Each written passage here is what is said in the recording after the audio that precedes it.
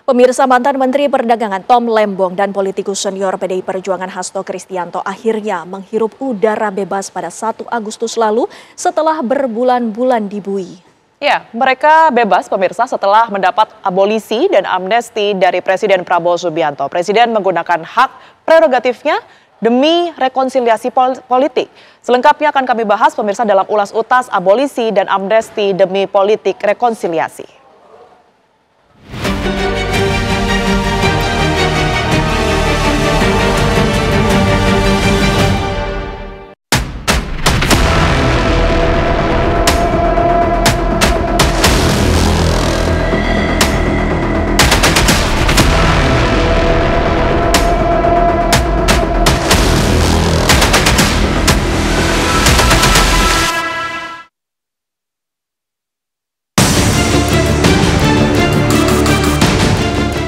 Kado istimewa dari Presiden Prabowo Subianto yaitu abolisi dan amnesti membawa kebebasan bagi 2 orang ternama di negeri ini dari jerat hukum kasus tindak pidana korupsi.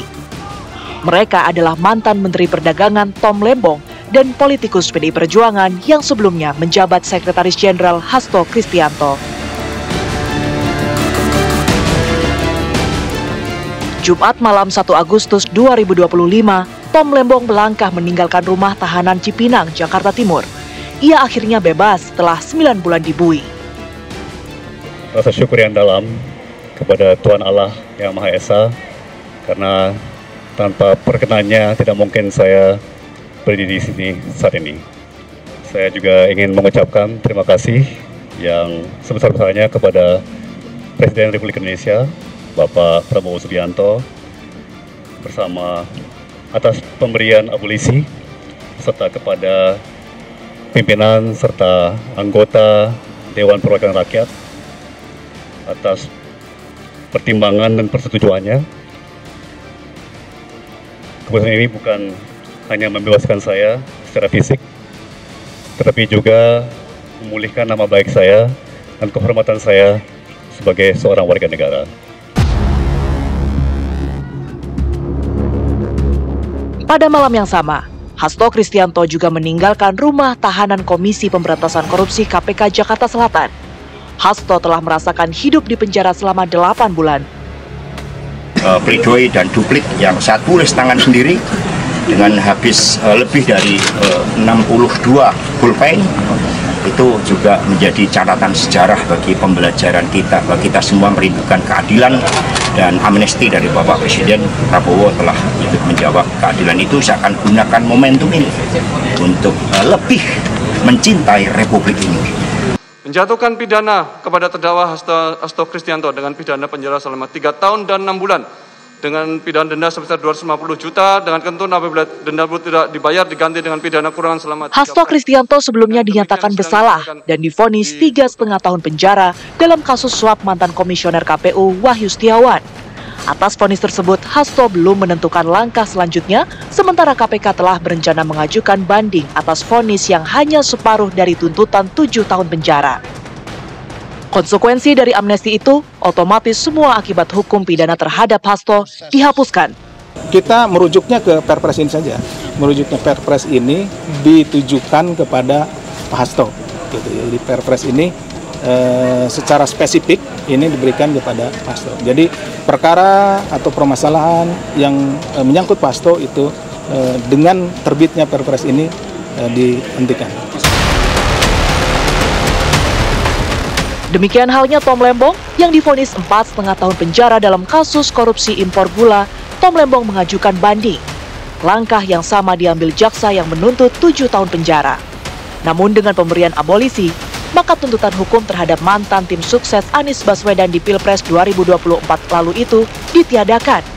Jerat korupsi pada Tom Lembong dan Hasto yang bermula pada tahun 2024 lalu itu diwarnai perdebatan publik terkait kejanggalan Tom Lembong yang dinilai tidak memiliki niat jahat, serta Hasto yang disebut-sebut dijerat hukum karena alasan politik. Lantas, apakah itu pula yang menjadi alasan Presiden memberi abolisi dan amnesti kepada keduanya?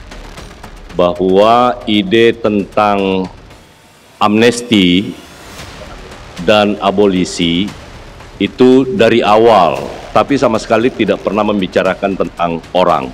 Dari awal Bapak Presiden memang menginginkan, karena beliau selalu berpikir tentang keutuhan NKRI.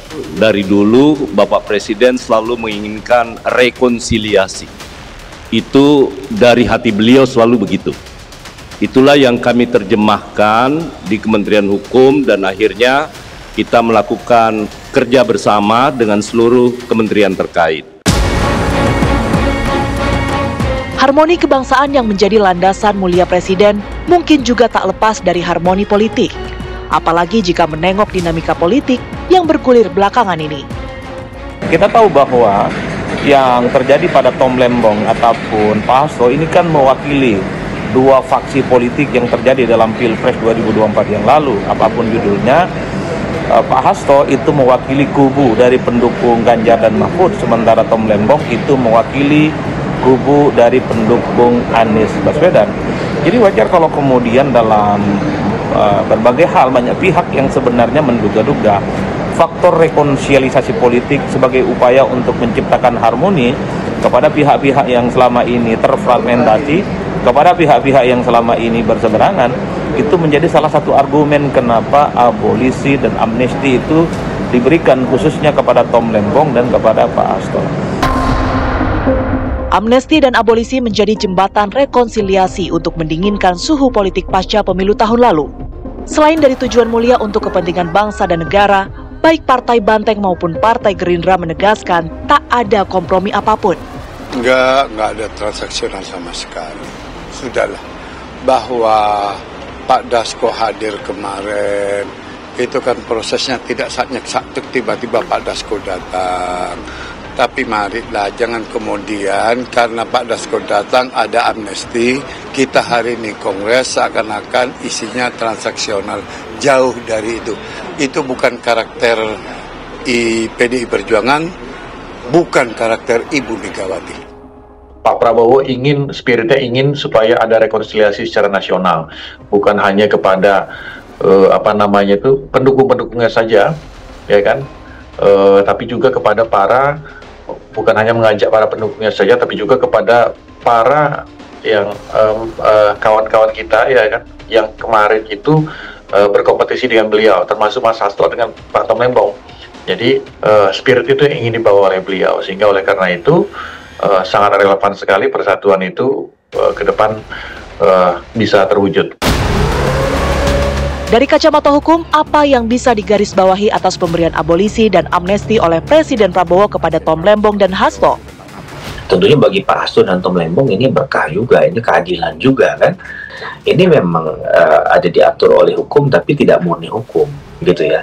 Karena tadi catatan dari abolisi dan juga amnesti ini adalah lahir dari produk eksekutif. Kita hargai apa keputusan dari Presiden, cuman yang penting bagi kita adalah mereka yang layak untuk mendapatkan hak semacam ini nggak boleh dihilangkan.